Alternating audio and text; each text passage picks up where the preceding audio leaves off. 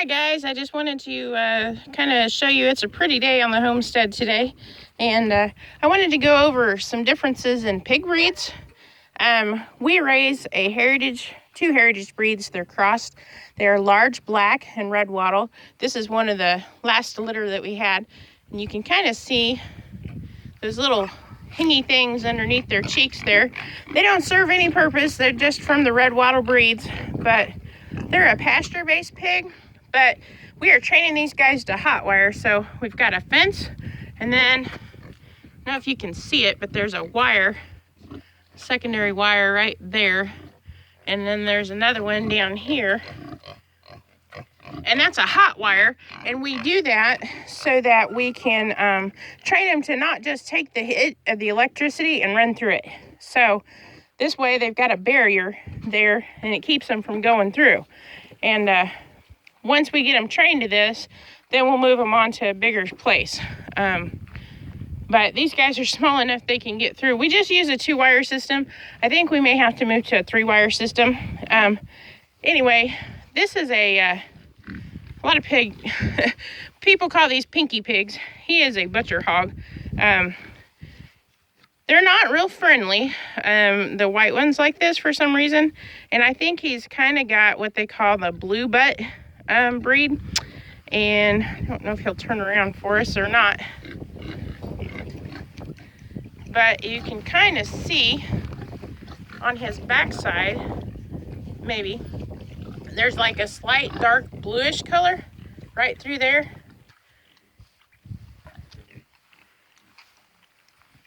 Maybe we can get a better shot of that way. Anyway, when their whole back end is that color, they call those a blue butt, and they're just a good butcher pig.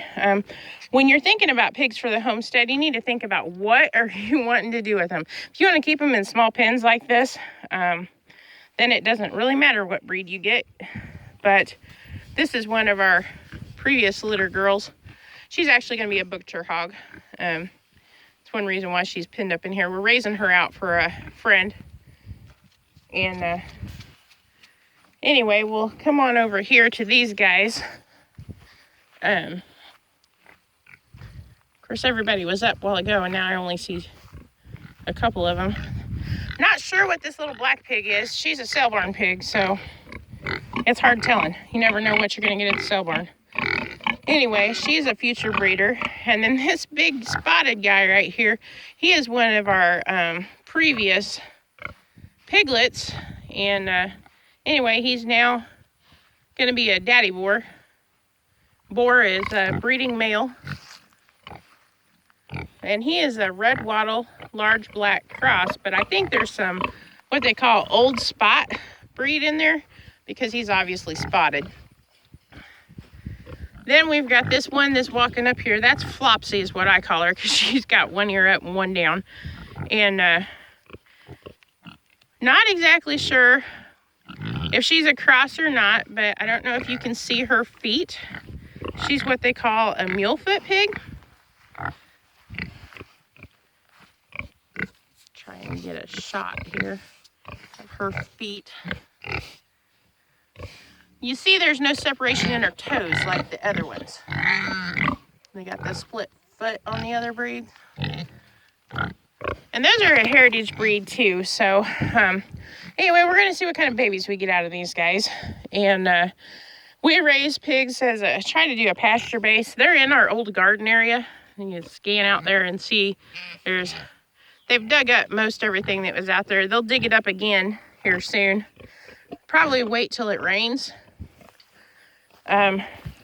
This is a pasture area where they've been, and they just kind of aerate this soil up. You know, it looks like it's damaged, but actually it spreads these grass roots out, and then it'll come back thicker and better.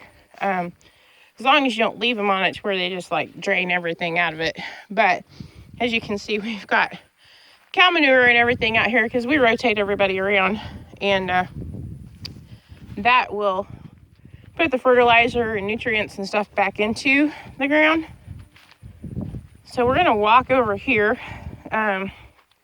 We chose the large black and the red wattle cross because they just seem to be a really good cross, and they're gentle pigs. and they get huge.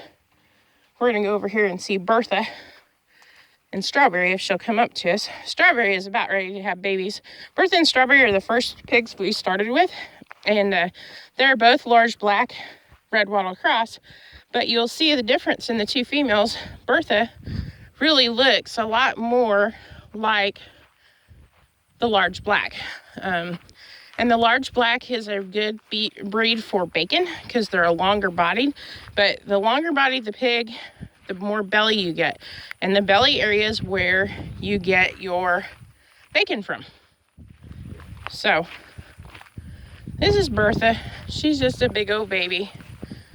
And she's over here munching grass. You can see that. They will eat grass. Hi, Bertha. And she should probably have a litter of pigs for us come December, January. If you've got a place to keep them in and keep the babies warm, then that's a good place for them to go. Like I said, you can see that's one reason we chose a pasture breed, because they'll eat the grass. Just like the cows and the sheep. We run cows and sheep and pigs, and then we also have chickens that run all over the place too. Here's Strawberry. She's out here. Let's see if we can go over, and you can kind of see they've not really, this is a pretty big field here. There's some root spots, but not a lot. Oh, we have 2 milk cows too, but I think we've covered a little bit on the milk cows in previous videos. This is Strawberry. And you can see the difference. She's the red, and that's where the spots come from in our pigs that get the spots. You can see the wattles underneath of her. Hi, Strawberry. And she's due to have a litter of piglets. Hi, girl. And the next couple of weeks here, you can see her belly and how her teats are starting to point out there. If we're lucky, maybe we can get some video of some baby pigs being born, and you guys can check back on the channel. But she's eating grass right now too. You can watch her just eat like a cow. And that's one reason we chose these pigs, because they will graze. And if you want to do in the wintertime when there's no grass, a nice good quality hay,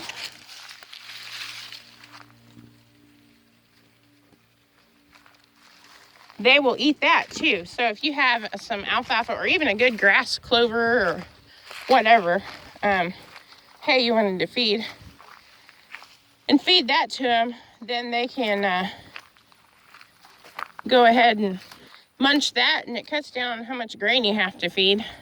Plus the meat just tastes so much better. We raise our pigs primarily to raise up. We sell excess. We try and figure out how much we're going to need to sell for farmers market. And we kind of run a little on-farm store too. And we sell the meat as well. This is Sally. She's a little young yet. She's one of our replacement sows for when Bertha and Strawberry get too old. But as you can see, they're just walking around, munching grass and acorns along the tree line there.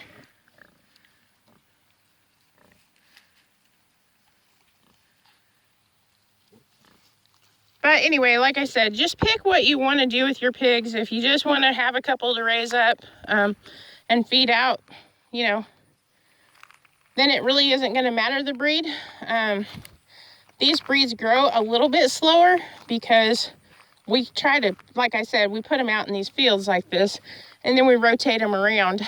And so they're not just stuck in a pen getting straight corn. And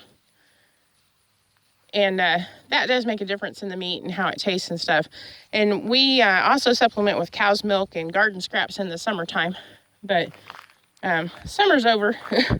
Well, it's supposed to be over, but we do have a tomato plant up front because it's been such a warm fall that actually has tomatoes on it. And my cherry tree bloomed a few weeks ago and I have green cherries on it. So who would have thought? Cherries in November, right? Anyway, I hope maybe I gave you some good information. One thing on this hot wire, unless your pigs really, really trust you, wherever you put the hot wire, they're not going to go back across. Our females follow my husband. He's kind of the pig guy. I just do the videos. And anyway, they won't go across wherever the hot wire's been. So pigs are easy to train that way. So in that way, they're very smart. And if they find a place that they get out, they'll go back to the same place each time to get out.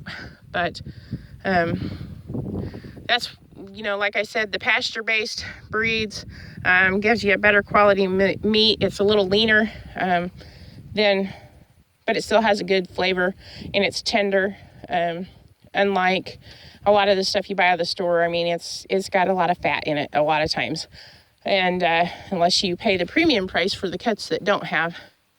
But anyway, if you guys were interested in that a little bit, and like I said, we do rotational grazing with ours as well. We've got 7 acres that we work with here, and so everybody seems to be getting along pretty good. And our customers just love the meat. And we had a customer that her husband is spoiled now, she says, because they've been buying sausage from us. And she went to the grocery store to buy some because we were in between pigs ready to butcher.